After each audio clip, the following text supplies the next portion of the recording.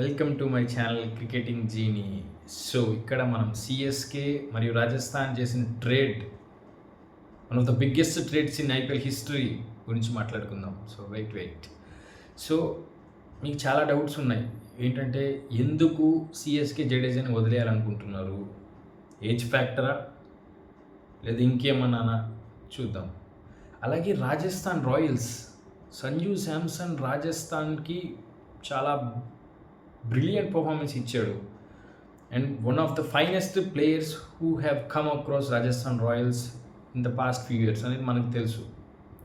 So Sanju Samson main growth అనేది మనం రాజస్థాన్లోనే చూసాం. సో ఆ టీంకి అతను ఎంత హెల్ప్ చేశాడు, ఆ టీంలో అతని పర్ఫార్మెన్స్ అనేది ఏ రేంజ్కి ఎదిగింది అనేది మనందరికి తెలుసు.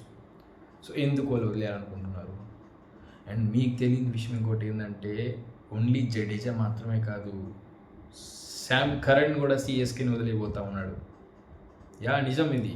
ఎందుకంటే లైక్ ఫర్ లైక్ రీప్లేస్మెంట్ అయితే కాదు ఇది. ఎందుకంటే Jadeja is far different player from Sanju Samson. Even వాళ్ళిద్దరూ మల్టీ డైమెన్షనల్ ప్లేయర్లు అయి ఉండొచ్చు, బట్ సంజు శాంసన్ ఏదైతే తీసుకొస్తాడో టేబుల్కి, that completely different comparing to Jadeja. Jadeja తక్కువేం కాదు గైస్. జడేజా 2023 ఎవరైనా మర్చిపోగలరా? మోహిత్ శర్మ బౌలింగ్లో లాస్ట్ 2 balls 6 and 4 కొట్టి సిఎస్కేని కప్పు తెస్తాడు. ఎంఎస్ ధోని ఎత్తి గంతులు వేస్తాడు. ఎవరే మర్చిపోలేరు. నాకు స్టిల్ సిఎస్కే ఫ్యాన్స్ కళ్ళలో నీళ్ళు తిరుగుతాయి ఆ మూమెంట్ చూస్తే.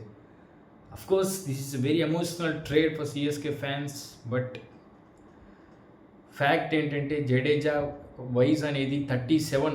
He's turning out to be 37 next year ఐపీఎల్కి.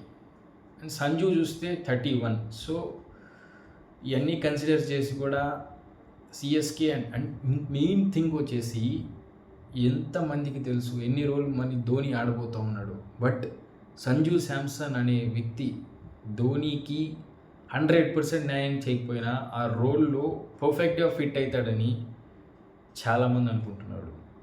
Of course మనకు ఎమోషన్స్ని పక్కన పెట్టేసి చూసి మాట్లాడుకుంటే Sanju Samson is like for like replacement for MS Dhoni.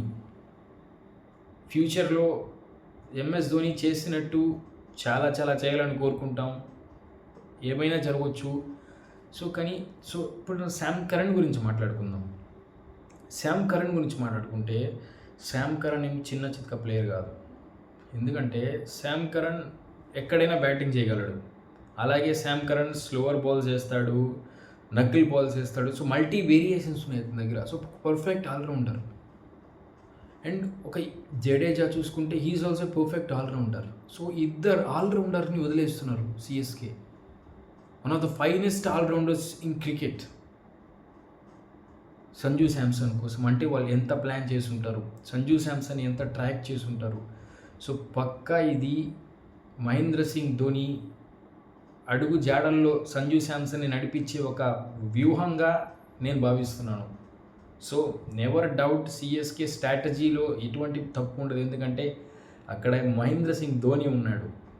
ఎవరి స్ట్రాటజీలో తప్పు ఉండొచ్చు, Dhoni strategy is the perfect strategy. ఎన్నిసార్లు చూడలేదు మనం, ఎన్ని వరల్డ్ కప్స్ చూడలేదు, ఎన్ని మ్యాచెస్ చూడలేదు. సో మాస్టర్ మైండ్ ధోని అక్కడ ఉన్నాడు అంటే ఆ ట్రేడ్లో ఏదో ఉంది, ఏదో మాయ ఉంది.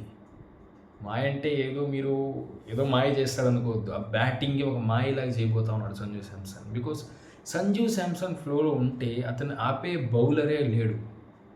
పక్కా ఇది గుర్తుపెట్టుకోండి మీరు. సంజు శాంసన్ ఫ్లోలో రన్ అవుతూ ఉంటే అతను ఎవరు ఆపలేరు. ఒక లెవెల్ హిట్టింగ్ చేస్తాడు సంజు శాంసన్, తెలుసు కదా మనకి. అలా ఉంటుంది మరి సంజు శాంసన్ ఆడితే. సో మీలో ఎంతమంది వెయిట్ చేస్తూ ఉన్నారు సంజు శాంసన్ సిఎస్కే కలర్స్లో ఎలా ఆడాలనుకుంటున్నాడో? సేమ్ అలాగే సిఎస్కే ఫ్యాన్స్ కామెంట్ చేయండి. మీ యొక్క ఎమోషన్స్ ఎలాగా తారుమారైనాయి ఈ వార్త వినిన తర్వాత? అఫ్కోర్స్ బాధ పెట్టుండొచ్చు మిమ్మల్ని ఈ వార్త, but never doubt Sanju Samson thing. Sanju Samson is a great player and he's fantastic for this edition of IPL to CSK అని నేను అనుకుంటా ఉన్నా. ఇది నా ఒపీనియన్ జస్ట్. ఓకే. అండ్ మనం రాజస్థాన్ గురించి మాట్లాడదాం. రాజస్థాన్ రాయల్స్ జడేజాని తీసుకోపోతా ఉన్నారు, అలాగే శామ్ కరణ్ తీసుకోపోతా ఉన్నారు. సో వాళ్ళు ఏ విధంగా వీళ్ళిద్దరిని ఎక్కడ ఫిట్ చేస్తారు? సో మనం చూసాం రాజస్థాన్ రాయల్స్లో అశ్విన్ ఆఫ్ కలర్ అయ్యే టైంలో కొంచెం అశ్విన్ని తీసుకున్నారు. అశ్విన్ అక్కడ సూపర్గా షైన్ అయ్యాడు. సో జడేజా కూడా అదే దారిలో నడుస్తున్నాడా? జడేజాను కూడా అదే విధంగా వాళ్ళు అతని యొక్క ఎండ్ అని చెప్పను, but is also in his last few seasons of his career వచ్చేసింది. సో జడేజాని తన ప్రైమ్లోకి మళ్ళీ తీసుకొస్తారా?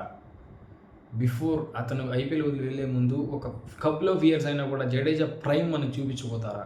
చూసాం జడేజా, ఎస్పెషల్లీ జడేజా చేసే స్పిన్ కావచ్చు, ఆ స్పిన్ ఏ బాల్ టర్న్ అయిద్దో ఏ బాల్ టర్న్ అవ్వదో ఒకసారి జడేజాకే తెలియదని చెప్తాడు. సో అందువల్ల జడేజా చాలా మంచి బౌలర్ అండ్ ఫీల్డింగ్.